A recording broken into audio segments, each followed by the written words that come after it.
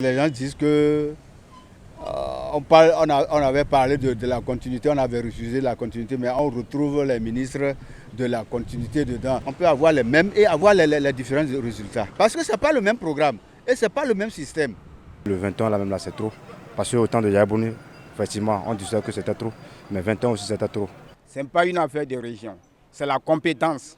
C'est la compétence qui est mise en place là. Bon, j'attendais qu'on ait au moins quand même un nombre important de femmes. Mais à peine c'est 3, je pense.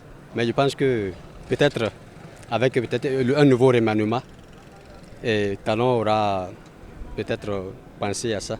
À mon avis, il y a des places, il y a des personnes qui ont occupé des postes qui, à mon avis, on attend de voir, surtout au niveau de la sécurité, et au niveau de l'intérieur aussi.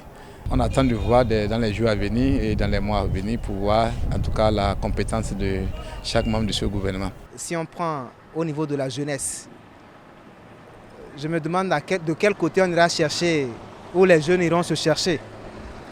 Et lorsqu'on laisse la jeunesse pour l'alphabétisation, parce que moi j'ai fait la linguistique, de quel côté ceux qui sont spécialistes de la question doivent se diriger? Au-delà de ça, il y a des endroits où, des portefeuilles où on pouvait mettre les spécialistes en la matière. Si je prends par exemple la défense, dans toute la bande, je crois qu'il y a des gens plus appropriés pour prendre ce portefeuille.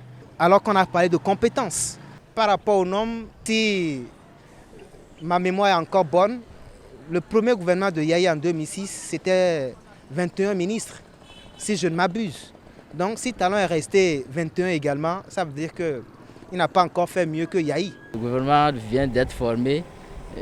On veut voir vraiment le projet de société vraiment se réaliser. Effectivement, ce que Talon a promis à la population, que cela puisse vraiment donner.